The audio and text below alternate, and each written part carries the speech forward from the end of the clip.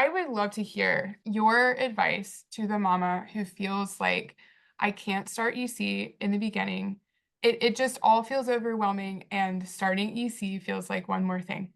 It doesn't have to be crazy, it doesn't have to be complicated. And that's what we do. We overcomplicate things. And that's where the resistance comes because we think, oh, it's too much. It really isn't. It just requires one little simple step. It's creating a new habit. And when we create a new habit, we have to do it one step at a time. Otherwise, it will feel overwhelming and we won't want to do it and we'll give up.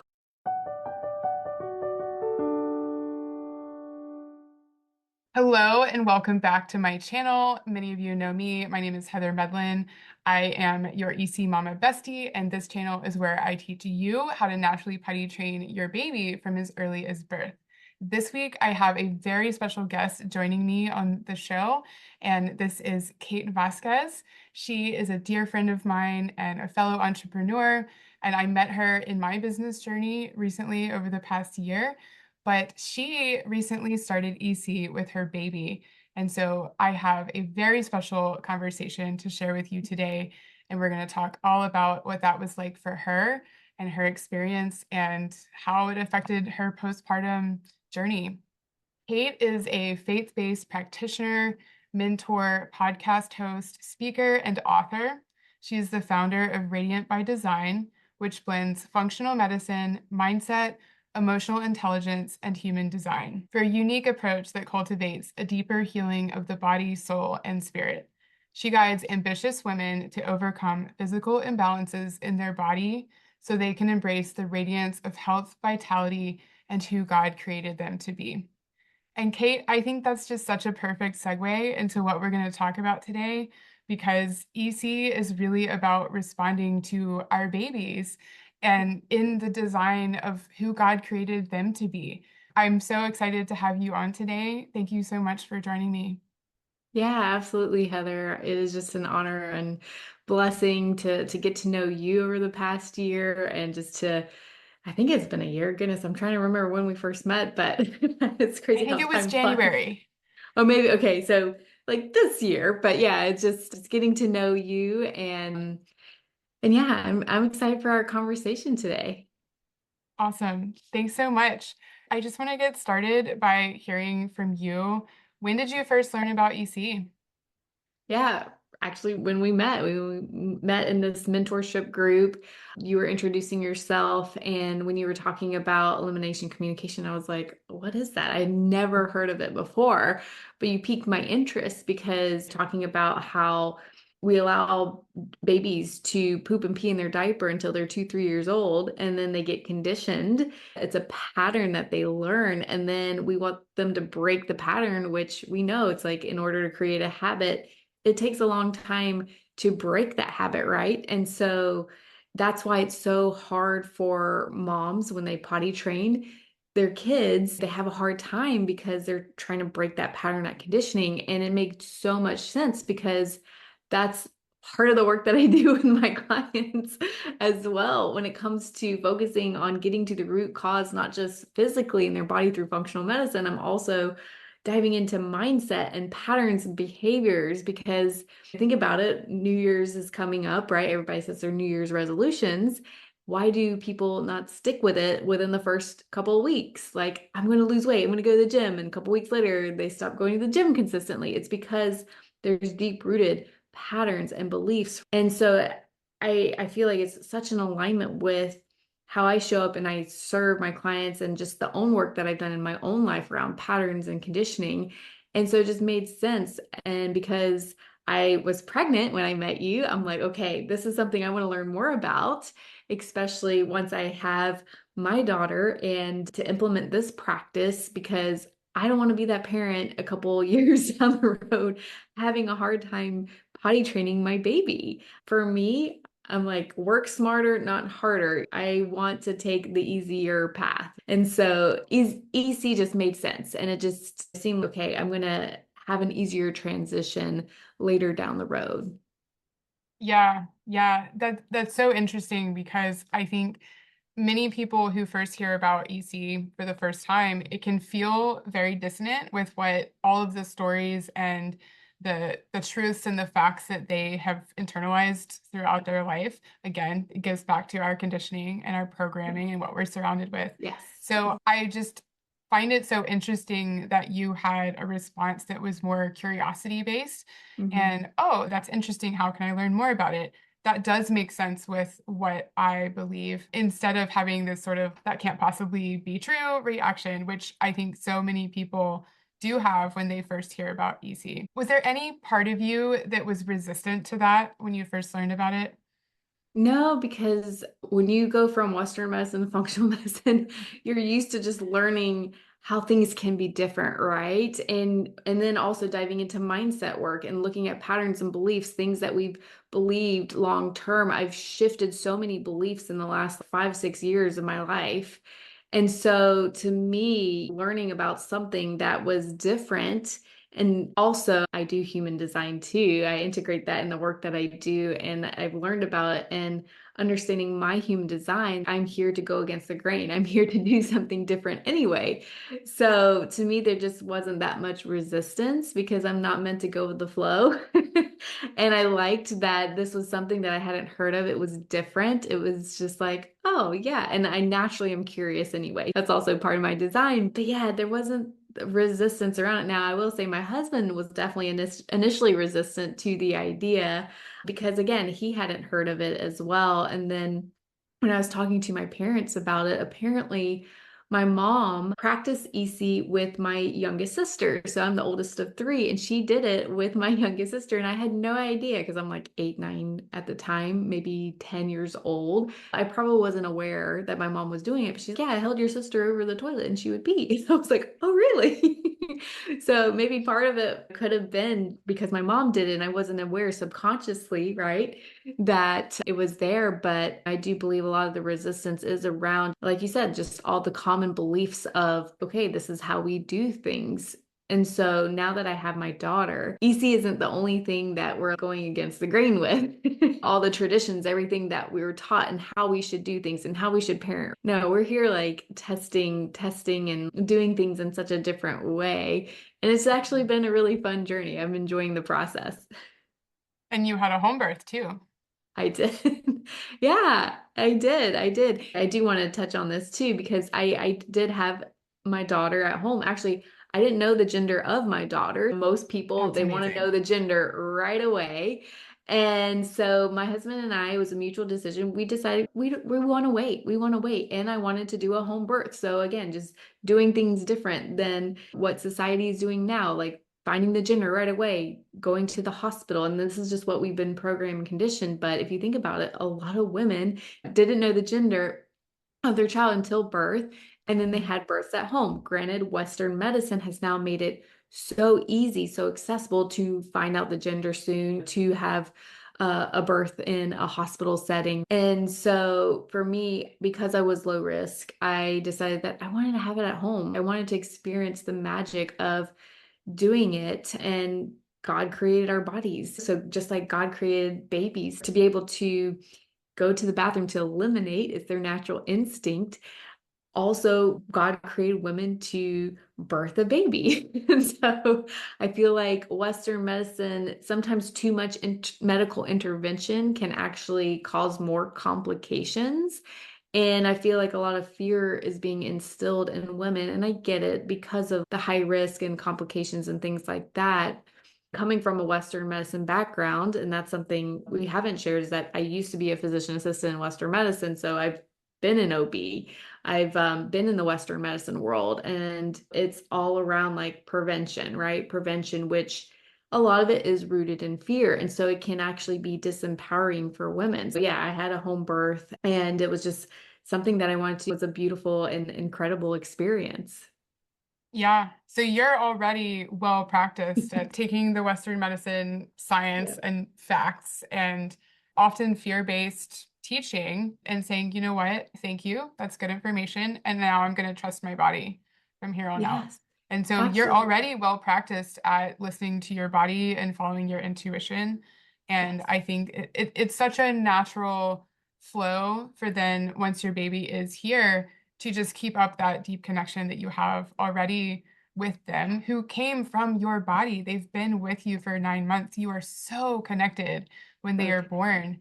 Yeah. And it is really so natural to continue that level of connection and understanding of their needs. I think for many first-time moms, it can feel overwhelming because you don't know what your baby is trying to communicate with you.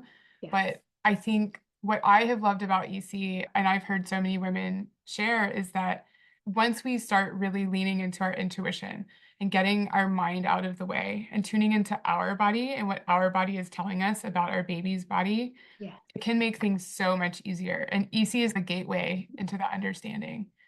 I completely agree with that of just getting out of the mind and into the body. And that's exactly what I teach a lot of my clients is tuning into your intuition, tuning into your body, letting your body know when you eat something, how your body's responding, reacting. You can do all these crazy fancy tests, but your body's going to let you know. But same thing with EC too. With your daughter when she was born, when did you start EC with her? I started EC as soon as 5 days old because, learning about EC from you, and your program, your course, your brand is ready from birth. I obviously took it literally. If babies are ready from birth to be able to eliminate on their own without or not in a diaper, right? I wanted to test that theory. Anytime I hear information, I want to test it out. I want to try it out for myself. And if I have a great experience, amazing. I want to continue it, right? So when she was 5 days old, because the first few days, yeah, because I had a home birth, I was exhausted. I lost a lot of physical strength. So it took me a few days to really recover. But I also do believe that I recovered very quickly because I also prepared myself physically, mentally, emotionally, spiritually before getting pregnant and continue that through pregnancy. And that could be a whole nother talk. But yeah, so 5 days in, I just wanted to give it a try. So after I fed her, I noticed that she was starting to get a little squirmy, fidgety. And I remember you saying that's one of the cues to pay attention to the shifts. And so after I fed her, she was getting fidgety, fussy. So I put her on the potty, the top hat, and all of a sudden she went. And I was like, wow. And my husband took a picture in that moment and it's on live. Says, I caught her pee. Oh my gosh. I caught her first pee. I was so shocked, so excited. And the crazy thing was, it was so easy. I didn't expect it to happen, and it just happened. And I was so amazed. And looking back over the last few days, I realized every time we would change her diaper, in the middle of changing her diaper, she would pee. As soon as we take the diaper off, she would pee, or we would put a new diaper on and she'd pee. And we're like, oh my gosh. It's so We were getting, common. yeah, we were getting so frustrated. Now I understand when we took the diaper off, it was like, oh, I'm free. I can eliminate. And I started catching on to her patterns. I didn't catch a poo until a couple days later when we were at the beach. Again, I know she started getting fidgety, fussy after feeding her and then held her with sand thinking she was going to pee and instead she pooped. And I was like, oh, awesome. And that's why we bring So, doggy bags. yeah, exactly. Yeah, the process was just so easy. And then once my husband saw what I was doing with her, he finally started joining in and doing it with me. I never pressured him to do it. And now we're both taking her to the toilet. So we've upgraded from the top hat to the toilet. And we're currently 12 weeks postpartums. It's been fun. It's been fun. If you want to learn more about EC and you're just getting started, I do have a free quick start guide that you can download down below.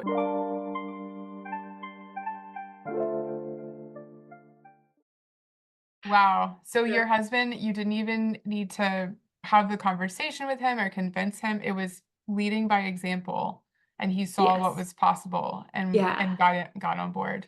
So a Amazing. little tip with human design, and I didn't know this until I dove into human design, but he's a manifester. And so manifestors don't like being told what to do. But then I feel like that's most men anyway. If you tell them what to do, Definitely mine. they don't listen. And I feel like the best thing to do is, like you said, lead by example. Just do it. And sometimes they will get curious and want to learn and want to participate. And that's just how he is. He likes to watch and observe. And when he sees that something's working, then he's okay, maybe I am going to be on board with this. And now he's a believer. Like he loves being able to participate and help out. And the benefits of it are we're using less diapers, we're using less wipes. He's definitely on board with that. That's amazing. Do you think it's affected his bond with your daughter as well? Yeah, I do believe that because I'm breastfeeding her. So we get to have that bond right there and being able to birth her at home and breastfeed her. I feel like that's really strengthened our bond. And I also do believe it strengthens that trust, knowing that we're taking care of her, we're meeting her needs. And so I feel good leaving her with my husband when I have to, like, for example, hop on a call or do an interview, knowing that he's going to meet her needs too. And I feel like that has also strengthened the bond as well. Yeah, and between you and he as well, because you're both trusting Yeah. that you're on the same Yes. team, that Yes. you're following the same strategy, that you both understand your daughter and can successfully meet her needs. I think so many moms fall into the trap of because they have that closer bond in the beginning, Yeah. because they grew the baby, they birthed the baby, they're breastfeeding the baby, it can easily become they're the primary caregiver. And then 3 or 4 months down the road, they're overwhelmed, they're exhausted. They're the primary caregiver all day and at night, and maybe now they're going back to work. And it can quickly become this Yeah. resentment sets in, just feeling exhausted. And I love what EC can do for the father-child relationship in the Yeah. beginning because EC is so intimate. It's this close connection with your baby and really being able to understand their needs and meet them Mhm. in a way that isn't just handing her to mama to Yeah. breastfeed, which is a Exactly. joke online in the internet space because it's mom enters the room and whips out a boob and solves all the problems. But sometimes the problem is that they just need to go potty. And when Yeah. a dad can clearly see that too and step in and be the superhero that comes to the rescue and meets the Yeah. need of the baby, it's got to feel so good for him too Oh, yeah. to have that connection with Absolutely. her. Yeah, absolutely. And like I said, I really do believe it builds that trust when her needs are met. And babies need that physical touch. That's a way Mhm. that they feel love. It boosts, we know that physical touch boosts oxytocin. So when he's holding her over the potty, that's physical touch. And then she's Yeah. able to eliminate and she relaxes and she feels good. And now she's at the point where sometimes she'll like coo. It's the cutest thing after she goes. Yeah. It seems so basic and simple, but eating and eliminating are so closely connected. It's Yeah. not we just breastfeed our baby and then we wait for them to fill up their diaper. It's a dance of one and then the Yeah. other and then one and then the other, and it's just going to keep happening in that rhythm. And so when we can tune into our baby's rhythm and understand that this cry means they're hungry, this cry means they're sleepy, oh, this cry means they just need to poop, and we can solve that, our baby is going to feel so much more supported and so much more understood. And it was my experience. I'm curious if this was your experience as well, that between my first child and my second child, we did not do EC with our son, our oldest. I didn't know about it. I didn't know about it until he was much, much older, 15 months. And then with my daughter, we started at 5 weeks. There was so much less crying, almost none, once we started EC and her needs were being met Mm. consistently, immediately. She had a problem and then we knew what to do and we solved it.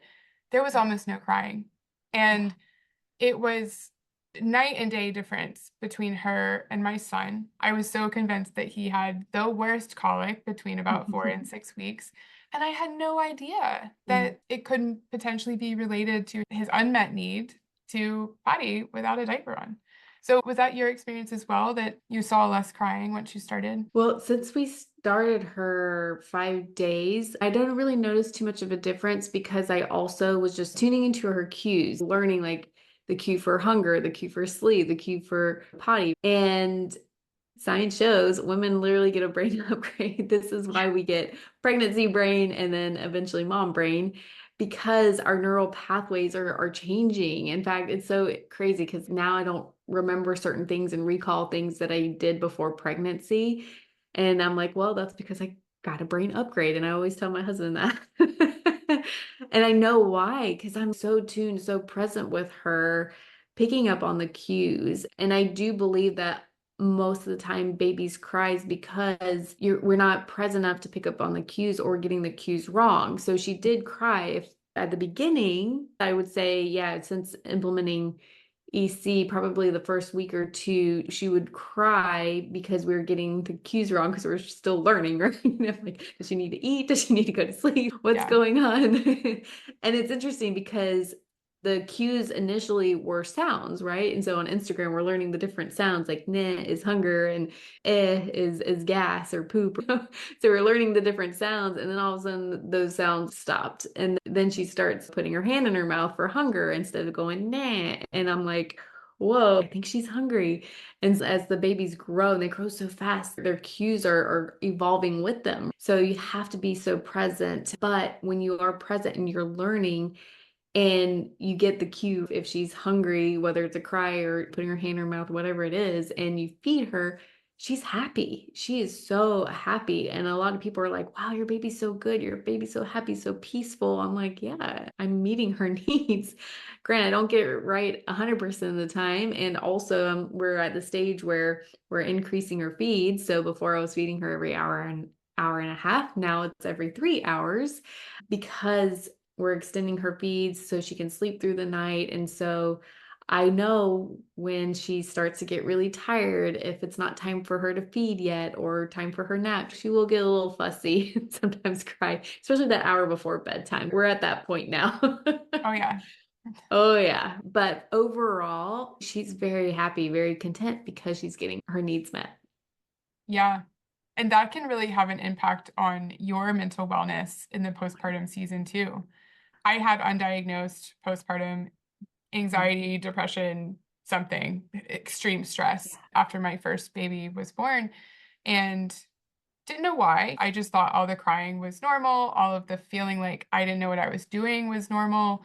It was just all very overwhelming. And then with my second child, despite the fact that we had a very traumatic birth experience, she was in the NICU for a week.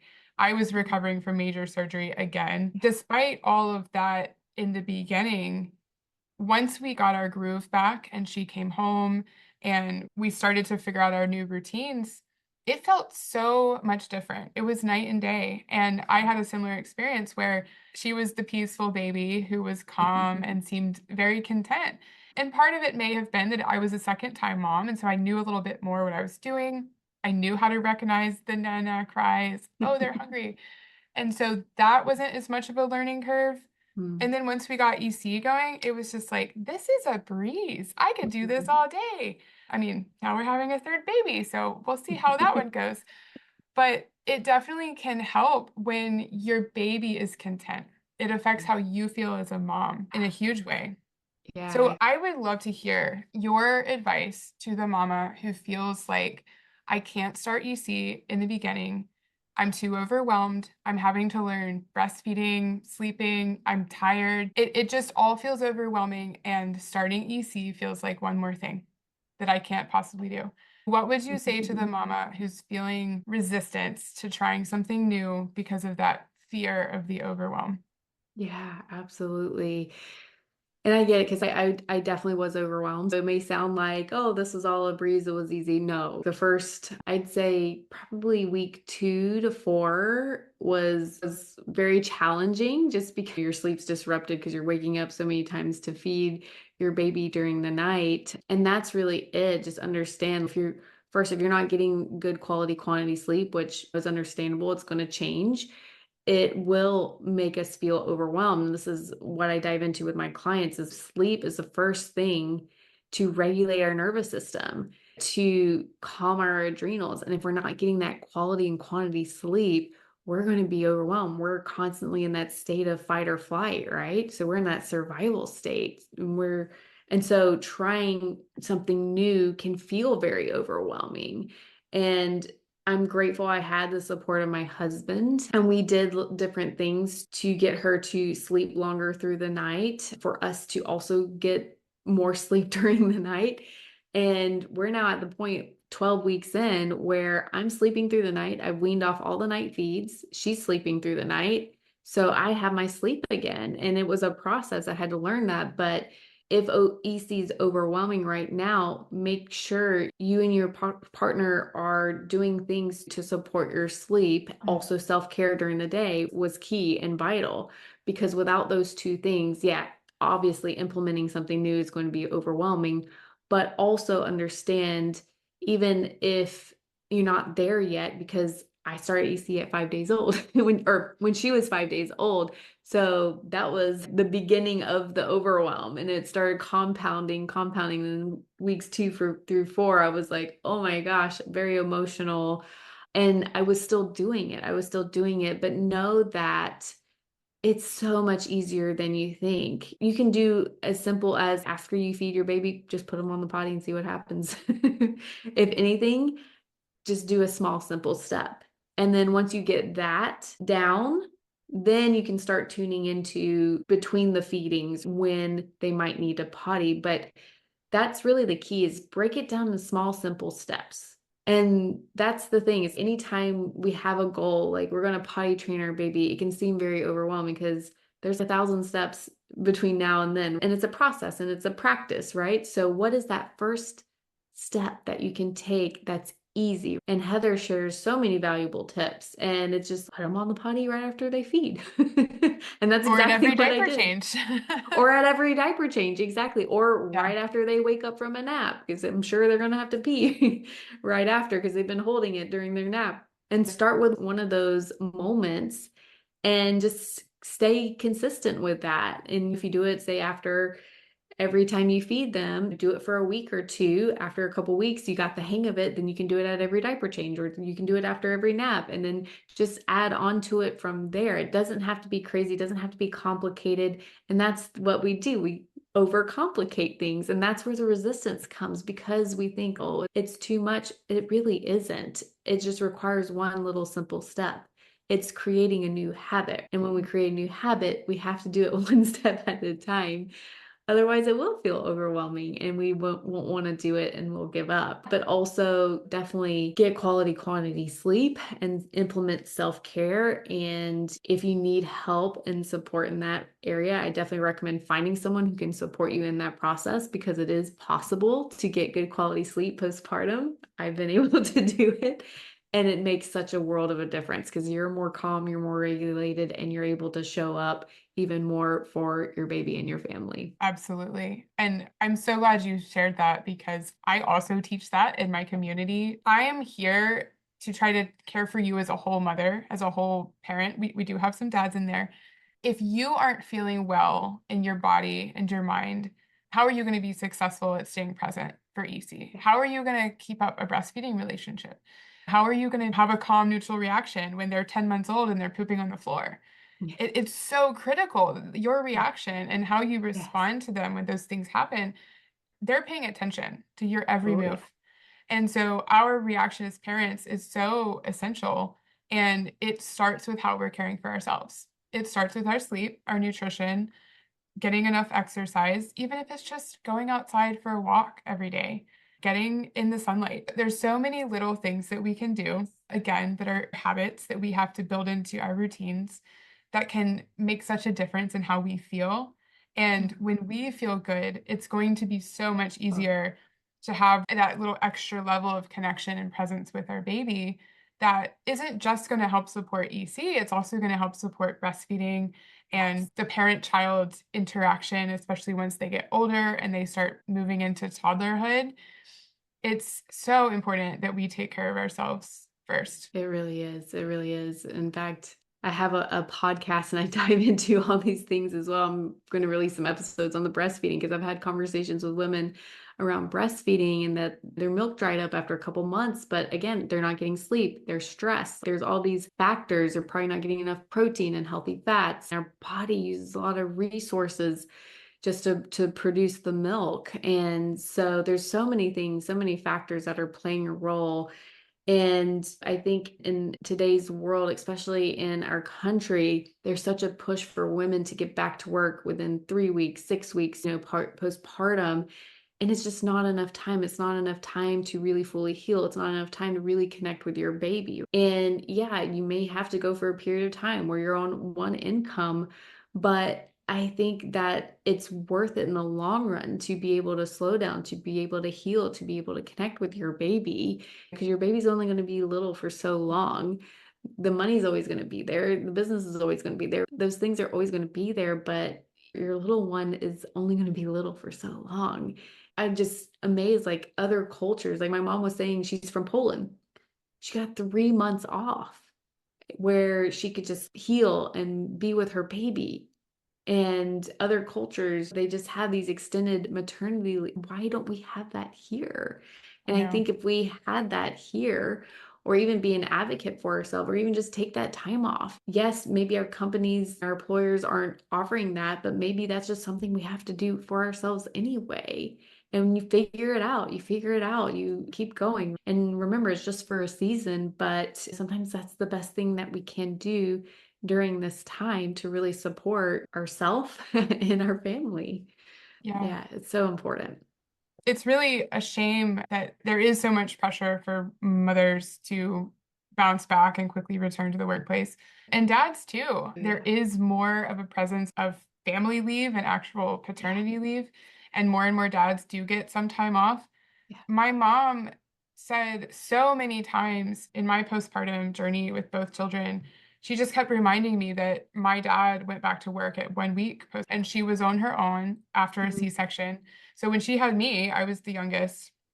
She had just had a C-section. She had a 2-year-old son, Mhm. and my dad went back to work at 1 week postpartum. And she has always said to me that the first year postpartum with me was the hardest year of her life. Mhm. And it's so interesting because I think that so much of that experience is created in those first few weeks after Yes. birth, and the relationship that we as mothers form with our baby and that the father gets to form with the baby. And it just the family is bonding. The family is creating Yes. an entirely new dynamic. And Yeah. it's so important that we can be there for that and be present for that.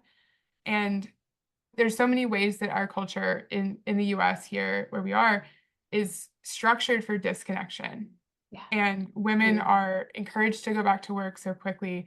There is, in many, many states, there is no paid family leave at all for mothers. Where I live in Pennsylvania, there's nothing, absolutely Mhm. nothing. And so a lot of people have to go back to work. They have to Yeah. go back to I work know. because it's really hard to make ends meet on one Of income. course. I totally agree with you that that is a choice, and also it can be really difficult. Of course. And a lot of mothers are put in this impossible situation of, do I go back to work to pay the bills and put my baby in daycare, Yeah. which can compromise the breastfeeding relationship? It can compromise an EC Of relationship, course. absolutely. There's so many ways that our culture is programming us for Mhm. disconnection from the Mhm. very get-go. And it's all related, and we could have a whole nother conversation about this. Okay. It's all related. And I think it also ties into all of the marketing stories that we hear about babies need diapers. Children aren't ready Yeah. for potty training until they're much, much older. And it's all Mhm. kind of woven together to make it okay for the disconnection to occur, to Yeah. make it okay to invest your money into these mega corporations that are profiting from what you don't know, that are profiting Yeah. from the facts that you don't have. And Exactly. I just want to bring this back to trusting our bodies and our intuition and what we already know deep in our body and our cells and our ancient wisdom of just Mhm. being mothers for generations and generations. We know what's best for our babies and ourselves. And when we Absolutely. can really start to tune into that and listen to that voice above all of the other ones, that's when we can really start to thrive. Yeah, I completely agree. It's so true. It really goes back to just listening to your body and your intuition. And that's something I teach my clients too, helping them to remember the innate intelligence that's within our bodies that God gave us to tune back in because we've been disconnected from it for so long. And when we can tune back in, that's when we are empowered. I think there's a lot of power in being able to tune into your body and your intuition and be an advocate for yourself and for your family. But yeah, again, you said that we could just go down a rabbit hole with that. That's our next That's our conversation. next conversation. But if anything, as you're listening, I hope it does inspire you to think in a different way instead of just what we know, because your intuition has always been there, but we've put it off to the side, or we quiet that little voice deep down inside. We know it's not right and we want to do something different, but lean into it, tune into that, because your intuition's always guiding you in the right way, in the right direction. When we don't, that's also what creates the resistance and creates suffering and the disconnect. Our intuition is our most powerful superpower that we can have, and we really need to just tune into that and trust it more. Absolutely. Well said. Well, I think I know the answer to this already, but if you had it to do over, would you do it again? Oh, EC with your baby. absolutely, absolutely. And we plan on having another one in a couple of years from now. So obviously, we'll be doing this again. And I've also learned so much with this journey. I'm hoping that with the next one, it's going to be even easier and easier, because weeks 2 through 4 were very, very challenging. My husband and I had to learn how to communicate again and to make sure that our self-care and our own needs were getting met too, so we could show up and be able to do that and all the things. So I do believe the second time around will definitely be even easier because of just everything that we've learned the first time. But yeah, I would totally do it all over again. Amazing. Thank you so much for sharing your journey in these first 12 weeks, and I can't wait to hear how it continues to evolve as she grows. I really appreciate you taking the time to come on with me today. Where can people find you and learn more about Kate Vasquez? Yeah, absolutely. And thank you so much for having me in this conversation today, because it's definitely so needed. You can find me on Instagram at the Kate Vasquez, and it's Vasquez with two Z's, Vazquez. It's commonly misspelled. So the Kate Vasquez. And you can also find me online at radiantbydesign.com. That's my website. I also, as I mentioned, have a podcast called Radiant and Resilient, where I dive into all things mindset, faith. I share my journey of pregnancy, my supernatural birth stories. If you want to listen and tune into that. Also, again, just sharing episodes postpartum, breastfeeding. And I also interviewed Heather on my own podcast. So you can go tune into our episode there as well. And if you have any questions, feel free to reach out. I love sharing my experience. If you want to learn more, definitely reach out. I'm happy to share. Thank you so much. And I'm going to link all of those links down there in the description box so that you can just click on it. You don't have to write it down. Thank you so much for listening today to this very eye-opening conversation with Kate. I really appreciate you being here. Bye for now.